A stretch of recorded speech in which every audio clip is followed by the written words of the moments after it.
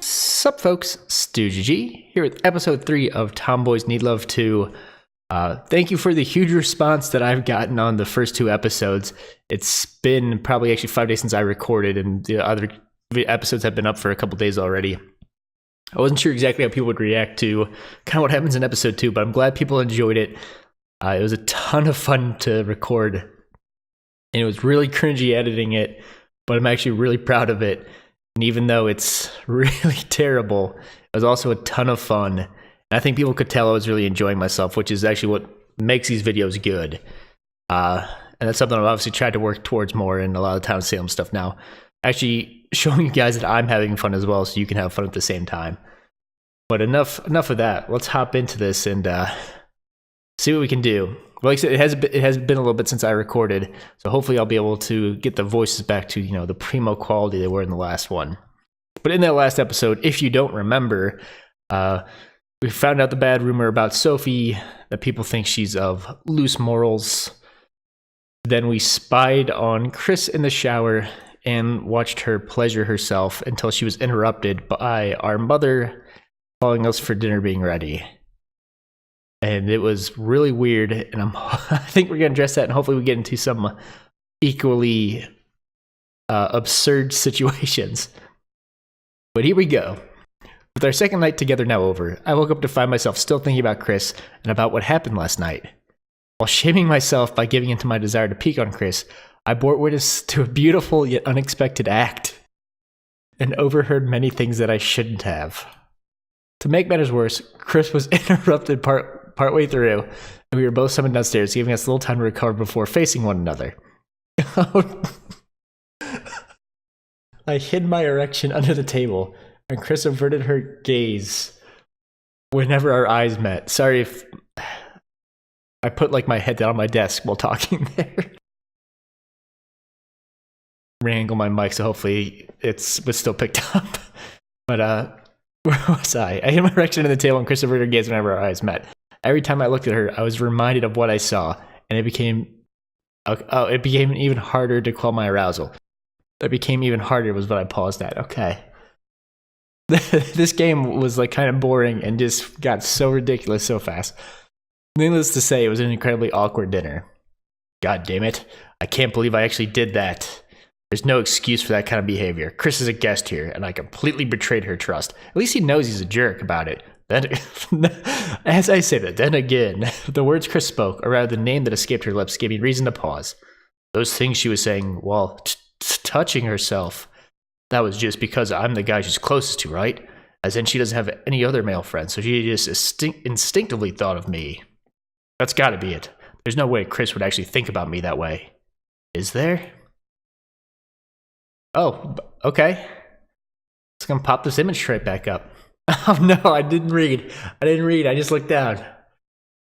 And I have to put the sensor bar back up. Actually, it's darker on this one, so you can't quite make out the nipples as easily, but I can still see them. But maybe that's because I'm a weirdo. Last night, for the first time in my life, I masturbated while thinking about Chris. I thought they might just, you assume that's what was going to happen. But when the thing was waking up the next morning, I thought maybe they were just going to skip over that. Apparently, the image of her naked body was seared into my mind. I couldn't get the picture out of my head, nor did I want to. Maybe I should do the sultry voice. That's what I called my voice from that one, the sultry voice. Her soft, surprisingly sizable chest. So that's why I said flat-chested, but she's not really. Her soft, surprisingly sizable chest, her cute pink nipples, her toned yet slender body. While she didn't possess the curvy adult body of a girl like Sophie, Chris was definitely more attractive and feminine than I give her credit for. How did Chris grow up so much without me realizing it? I know I tease her about being a tomboy, and she does still act like one. Even so, there's no doubt in my mind that Chris is becoming a beautiful woman. I shook my head inside audibly. This is just sad. I'm thinking about Chris way too much. I need to get my head on straight and... Rise and shine, Kai! Breakfast is almost ready and... Oh? Chris entered my room with a smile on her face and a jovial tone of voice. The moment our eyes met, however, she stopped in her tracks. You're awake already? How disappointing. The one day you woke me up on time just had to be the day I came to wake you up. Or the one day you... Hold on. The one day you woke up on time just had to be the day I came to wake you up. And it looks like your eyes aren't the only... And it looks like your eyes aren't the only part of your body that have started to move. I followed Chris's gaze and looked down. Surely enough, after indulging in thoughts of what I saw last night, my body was aroused once more. Oh, no. Seeing my face so early in the morning had that kind of effect on your body, did it? You dirty boy? I'm losing it. No, wait, I can explain. I was watching you in the shower. I wasn't having dirty thoughts. It's a physiological reaction that all guys have sometimes, okay? And relax, Kai. I'm 18. Jesus Christ. I know what morning wood is. I shouldn't find this so incredibly funny, but it's just so awkward and stupid. Though this is okay, I'm gonna go back. I need to get these lines out. I'm 18. I know what morning wood is. Though this is the first time I've seen it, I belatedly covered my erection with my hands. Even if I had pants on and a blanket over the top of me, it was still embarrassing. I was priding myself in the first 2 episodes of reading very quickly. I can't do it anymore. Killjoy. Oh, Jesus. Killjoy. Pervert. I'm a healthy adult woman. There's nothing wrong with me taking a look. See, she doesn't mind looking. Everything's okay then. It's okay to just go around and look at people in their most intimate, private moments. Sorry, pausing a drink there. Anyway, as much as I'd like to stay here and watch you awkwardly squirm around, I think I'd better take a quick shower before going down for breakfast. Please don't take a shower. See you in a bit. Wait, hold on a second. I called up to Chris on reflex as a thought popped into my head. Chris's mention of going into the shower once again, I recalled one of the things she said last night. I don't think you should barge in here like this again. It's improper for a girl to enter a guy's room like this. Huh? What are you talking about? Since when do you care if I'm in your room or not? No, it's just, I'm happy for you to be in here with me, but we're both 18. I'm a guy, you're a girl. That already makes it sketchy enough that we're living under the same roof. So please, be more mindful of yourself, Christine. I feel like I just slightly changed his voice. She stared at me in shock, as I not only acknowledged our difference in sex, but also called her by her full name for the first time in many years. Baxter, you guys are gonna make me censor everything. Why don't you ever call me by my full name? Is it that difficult for you to see me as a woman? Stupid Kai. Does this look like a boy's body to you? I thought we were going to replay the entire thing there. As much as I suspected that Chris felt uneasy about being treated like a member of the same sex, I always thought it was just a shallow feeling, a slight annoyance, or maybe an inside joke. But watching her last night, I finally realized just how deeply my words hurt her. You idiot! You're only just realizing that now? Oh, she's crying. Get dressed and come down for breakfast. With a smile on her face and tears forming in the corners of her eyes, Chris quickly spun around and closed the door behind her. Her expression wasn't quite what I expected. My own face was undoubtedly red, but even so, I didn't regret what I said. Embarrassing or not, that small assurance was the very least I could offer Chris. If it brought a smile to her face, then it was all worthwhile. So I feel like now, if you go the route to pursue Sophie instead of Chris, you're really a jerk. I mean, we'll play it both out, but it kind of feels bad if you go the other way. After suspicion, are we implying that she? After a suspiciously long shower, Chris finally came downstairs to join my mother and I for breakfast. The three of us ate breakfast in relative silence as Chris and I stole the occasional glance at one another. Seeing how we were acting, my mother kept her mouth shut and simply smiled to herself, soon excusing herself and leaving us on her own. It wasn't until Chris and I left the house that we finally started talking like normal. Why you gotta bring me up? So, Morningwood, huh? Please don't. Now, it's perfectly normal and healthy. Nothing to be ashamed of. That doesn't mean I want to talk about it. How would you like it if I started prattling on about your period? Gross, don't you dare. Exactly. Well, whatever. As far as I'm concerned, you were just happy to see me. God damn it, Chris. That's Christine to you, mister, or have you forgotten already? No. You don't have to worry about me forgetting anytime soon. Anyway, can we please drop this topic? Why? It's not like you to get bashful. Or are you feeling awkward now that you're finally starting to see me as a woman? Chris, you have no idea. Yeah, something like that. Really? Hey, Kai. What part of me do you think is the most feminine? Stop it already. No, come on. I'm being serious here. As a guy, what do you personally think is my best feature? I feel like this is a good choice. Carried away by the fact that it's a hard word. Femininity was finally recognized. Chris excitedly prompted me for more information. Seeing her like this, most people would probably think she was just fishing for compliments, and to a degree they would be right. But for Chris, who always had short hair and an athletic figure and showed more interest in sports than makeup or fashion, this was genuine excitement and curiosity. Well, I guess your cooking was pretty good. You put my mom to shame, and she's been cooking since before we were born. Boo, that's not what I'm talking about. I'll take the compliment, but you know what I'm really asking. I feel like that's mean. Pretend we don't know one another for a second. At a glance, what do you find most attractive about me? See, that's a mean thing to say. So we're gonna say it's not really a physical attribute, but I'd have to say it's your cheerful disposition. Really? Of course. There's nothing more attractive than a woman with a beautiful smile, and yours always brightens my day. Oh, she's gonna smile. Ready? When I have to get up and go to school in the morning, the sight of your smiling face is the one thing I actually look forward to. Aw. You don't say. Gosh, you're really on fire this morning, Kai. I don't know what's gotten into you today, but I like it. Don't get too used to it. I'm sure I'll be back to my usual sarcastic self before long. That's okay. I don't mind that side of you. Just don't let your eyes wander, okay? Make sure that my smile's the only one you're fixated on. Okay. Chris skipped ahead happily, briefly glancing back to confirm that I was still staring at her. When she confirmed that my gaze was fixed solely on her, Chris beamed a bright smile that continued on ahead. Alright, game's wrapped up. Got the relationship all set, right? What's there left to do? Given how well my morning started off, both at home and during my walk with Chris, I wasn't surprised at all to find out that school had become my source of drama for the day. Although nothing had happened to me personally, there was a peculiar atmosphere in the classroom from the moment I entered, and once class began, I figured out why. Almost half of the students in my class were missing, and every one of the missing students was female. Before our first lesson was over, several of the missing girls returned. They all showed up separately, subtly inserting themselves into the class and acting like they had been there from the beginning. The returning girls didn't say a word. More than a quarter of the class was still missing, and those who did come back acted like completely different people. Something worrying was going on. I had no idea what it was. Chris? If you girls were planning a female uprising, you'd tell me, right? An uprising? You know, like, if the girls decided to take over the school or started to go around castrating the male students, something like that? What? Some girls are late to class and you jump straight to that?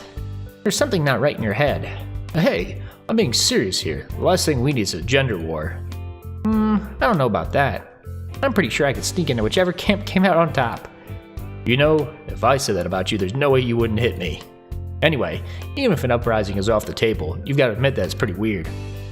I guess. I'm sure it's nothing sinister, though. Maybe they all plan to ditch class and go to the movies, but a bunch of them chickened out? I certainly hope that's all it is. Don't worry, even if there's an uprising, I'll treat you right. You can be my personal servant. I think I'd rather die fighting. Oh, come on, I'll treat you right. 3 meals a day, clean clothes, and maybe even an allowance. You'll have it good under my rule. Well, that doesn't sound too bad. If you dare to look at Sophie or any other girl, I'll personally neuter you on the spot. I instinctively jumped back and covered my crotch with my hands. I'm just joking, Kai. I wouldn't do that. I'm not so sure about. Huh?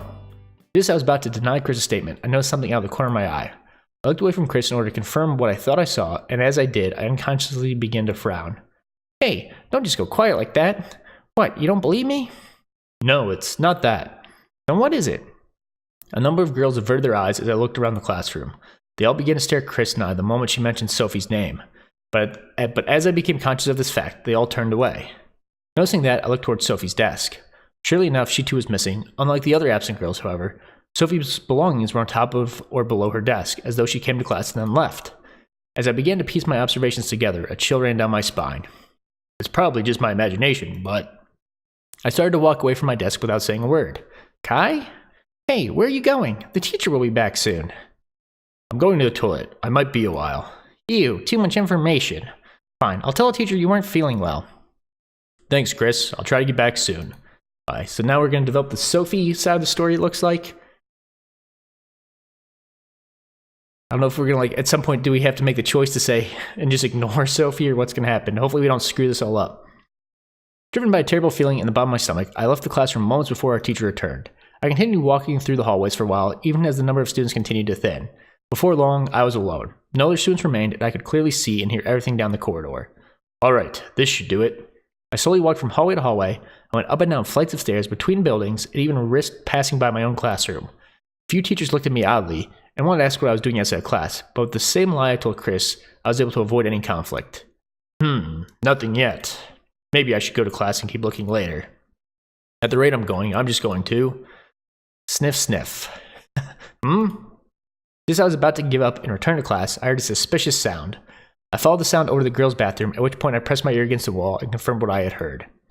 Crap. It just had to be the girls' bathroom, didn't it?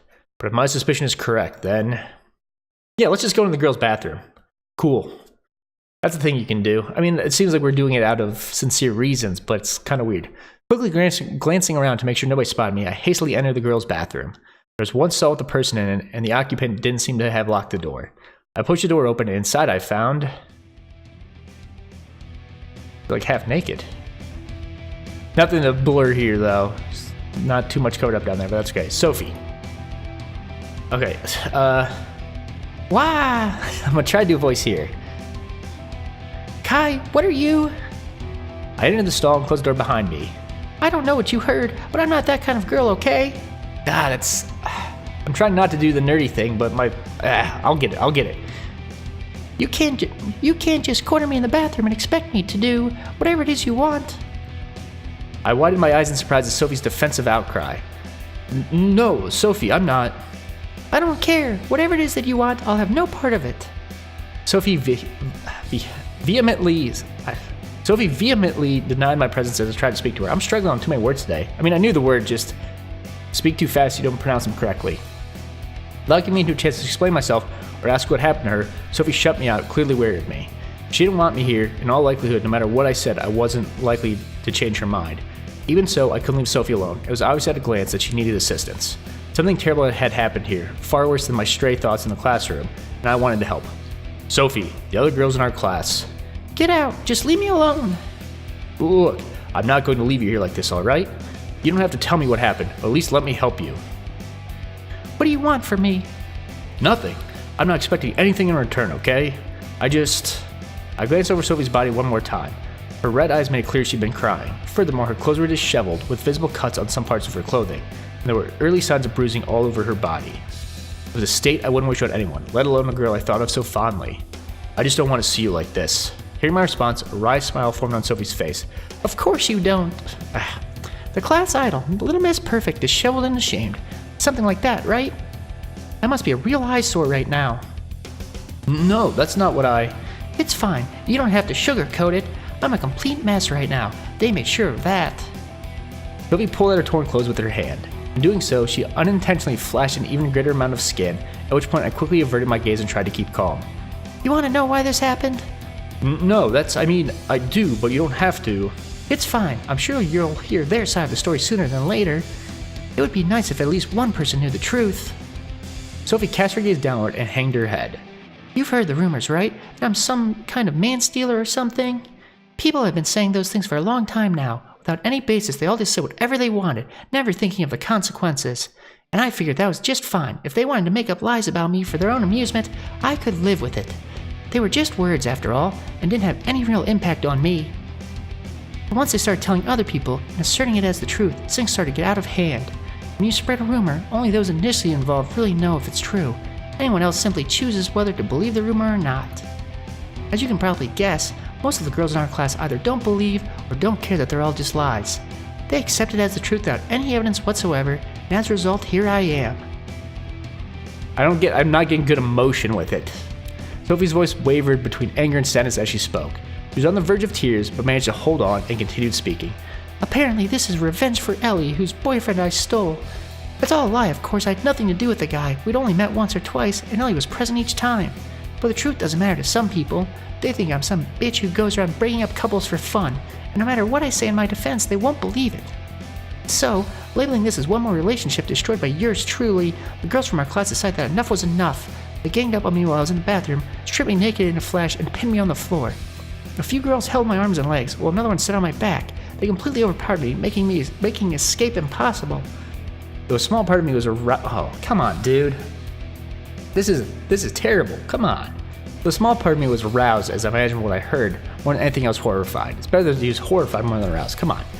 What Sophie had told me sounded like a fantasy. If someone told me that something like this had happened in the school bathroom, I wouldn't believe them. But the victim singing in front of me like this, I couldn't simply dismiss her words as fiction. Seeing me like that, helpless and vulnerable, they all started taking pictures and laughing. Another girl cut my hair and clothes, then threw my uniform in the sink and spat on it. Finally, they let me up, but it wasn't over yet. They all blocked the only exit, and when I did stand up, they started taking pictures once more. From every direction, every angle, they took more pictures than I could count, and by now they're probably already on the internet, being posted on our school's message board or being sent to my family. Knowing that I couldn't escape, I ran to the stall and curled up into a ball. Even if I couldn't undo what had already been done, I thought I could at least have it end there. But even then, they didn't stop. A few girls started kicking the door and soon broke the lock, then dragged me back out and pinned me down once more. I glanced at the door of the bathroom stall. Surely enough, the lock was broken and there were scuff marks on the door. Unbelievably, Sophie was telling the truth. Someone really had kicked the door in. The girl who cut my clothes and hair leaned down, while two of the other girls forced my legs open. Oh boy, this is what? Forced my legs open, she grabbed the scissors like a knife and brought them to my crotch. I pleaded frantically, but she just smirked and pulled her arm back, saying something about making no man ever want me again.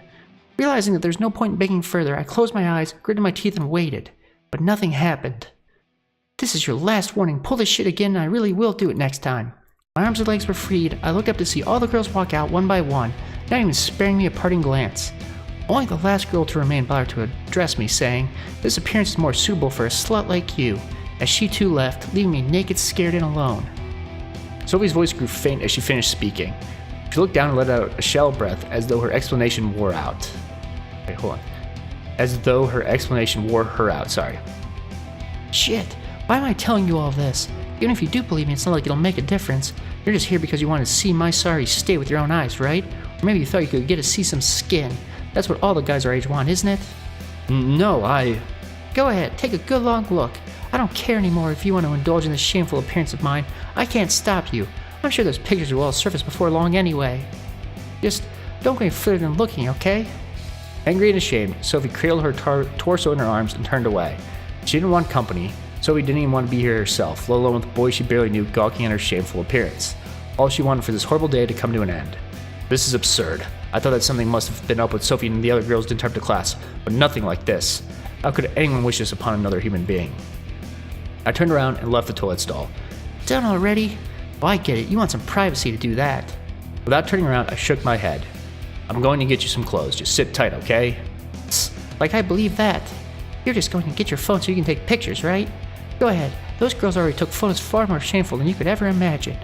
Allowing my imagination to run wild for a brief moment, I quickly purged those wicked thoughts from my mind and closed the door behind me.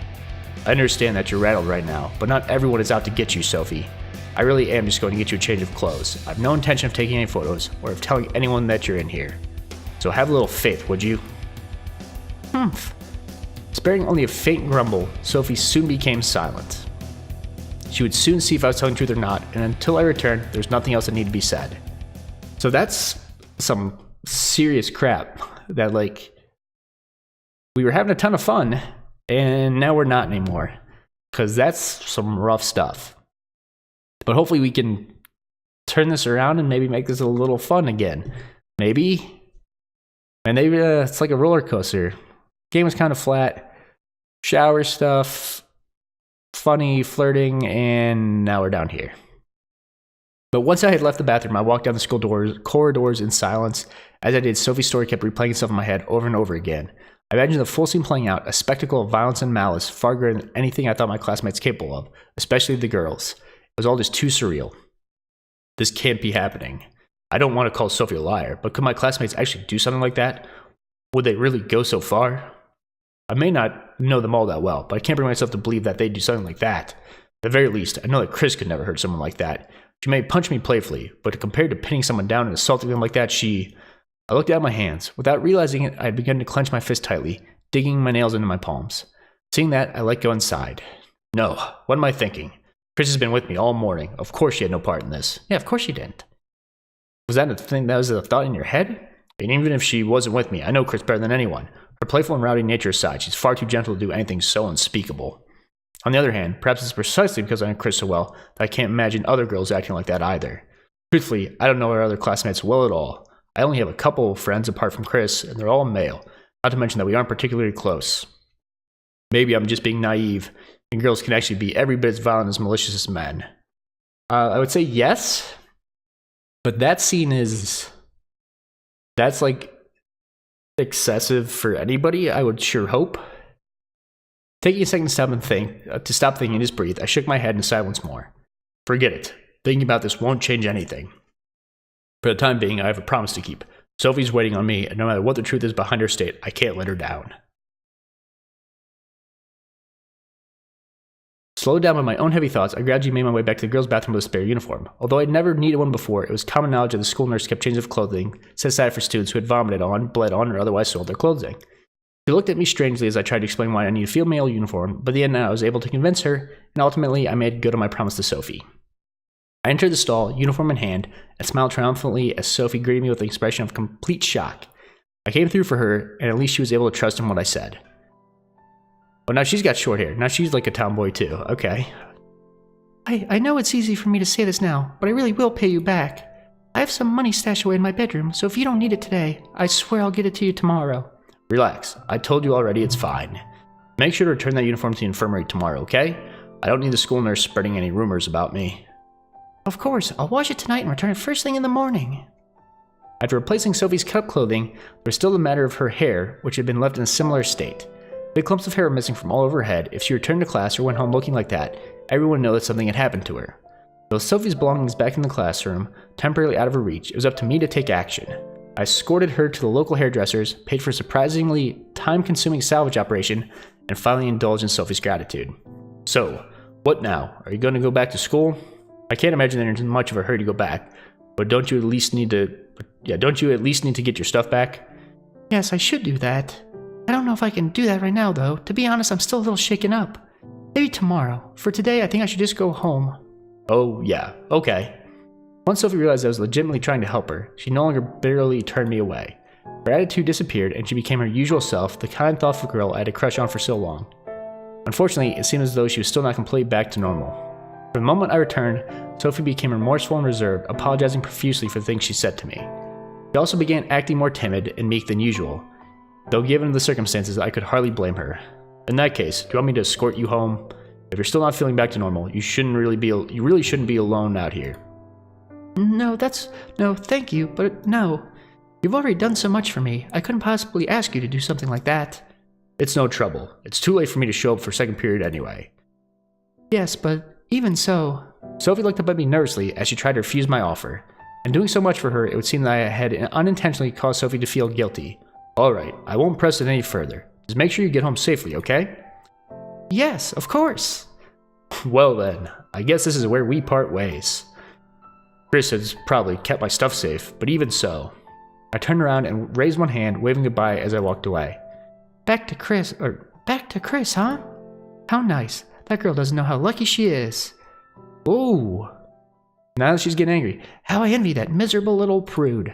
I stopped walking as Sophie's tense murmur reached my ear. Although I didn't catch everything she said, I heard enough to cause concern. What did you just say? No, I didn't say anything. Just, please send Chris my best wishes, okay? No, I definitely heard something there.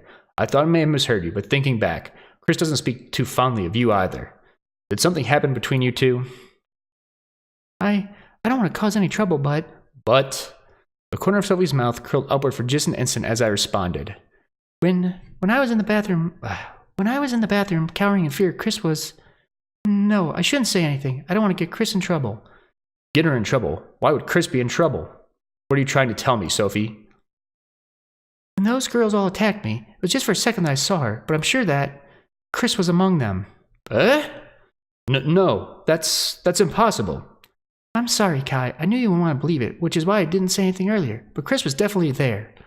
No, what I mean is, it's literally impossible. Chris was with me all morning. There's no way she could have been there. Are you sure about that? Were you truly with her every second, even when she went to the bathroom? Well, of course I wouldn't follow her there, but even so. Chris was there, Kai. Even if you don't believe me, I know what I saw. Sophie strongly asserted herself as I tried to think back. Did Chris excuse herself at any point this morning?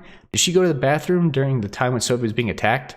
Ordinarily, I wouldn't pay any attention to such things, so even if I tried to remember now, I hadn't made any particular note of Chris's comings and goings. It was entirely possible that Chris left my side at some point. I simply couldn't be sure. Anyway, I'm sorry to leave you after saying something like that, but I should be headed off now, and you ought to return to class, so... Hey? Oh, right, class. Yeah, I guess we both need to get going. See you later, Kai, and thank you for today. Sophie hurriedly looked away, then glanced back at me a few times before turning to face the opposite direction. She then twisted her upper body around just far enough for me to see her face, nodded her head, and finally began to walk away. Chris was among them, you say?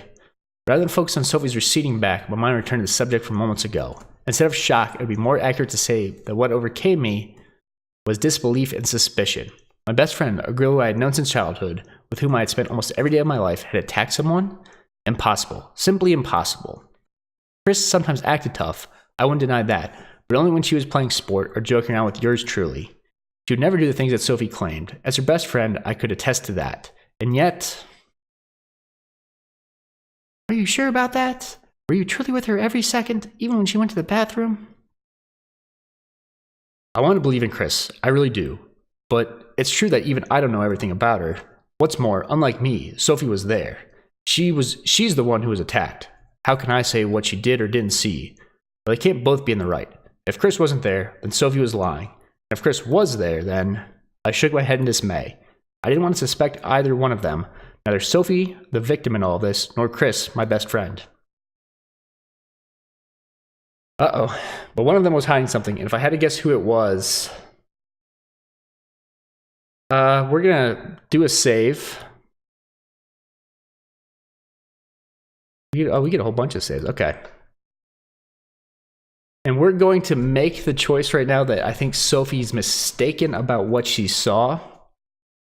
Because what I'm going to assume happened here is maybe Chris walked in and saw it and walked back out, maybe. But maybe she wasn't part of it, so maybe Sophie just didn't fully understand what she was seeing. So we're going to go with that, but we'll have the save. Well, I'm sure to get all the things, we'll have to come back to this at some point. Sigh. Of course. How could I be so stupid? I just got an achievement, naive optimist. Uh-oh, that might not be good. Chris wasn't there, but Sophie didn't lie either. Sophie was simply mistaken. That must be it. It's the only explanation that makes sense. Choosing to believe the best of Sophie and Chris, I sighed in relief. I mean, I would really hope that Chris wasn't a part of it. Because, I mean, her character hasn't seemed like that kind of thing. She obviously doesn't like Sophie because of the whole crush thing, but I don't know.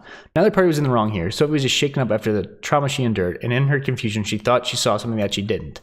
The ones truly at fault were those who attacked Sophie. Damn it, whoever was really responsible for all this, I don't think I'll ever be able to forgive them. What kind of person does this? Who would act so aggressively based on stupid rumors? When I find the person who started all of this, I close my eyes and exhale deeply, trying to calm myself down and collect my thoughts. Whatever the truth is, I can't tell anybody about this. I simply don't know all the facts. If I say anything now, I'll just be spreading rumors like all those girls who continue to hurt Sophie, and I'll probably wind up making the situation even worse. For the time being, the best thing I can do is keep my thoughts to myself and pretend that nothing happened. I mean, we could talk to Chris would be the thing I would do. But we're going to go ahead and call the episode here. Hopefully we'll get some resolution of that. Sorry that this episode, it started out fun and took a really rough turn. But hopefully, yeah, it'll pick up and be a little bit more fun and light next time. I think, like I said, we're going to continue along the Chris path for this one. That big choice that we just made is probably the choice that really set you off the different branches, so we'll see how it goes. But if you enjoyed this episode, please go ahead and leave a like, share the video, or subscribe to the channel. I greatly appreciate if you do any of those three.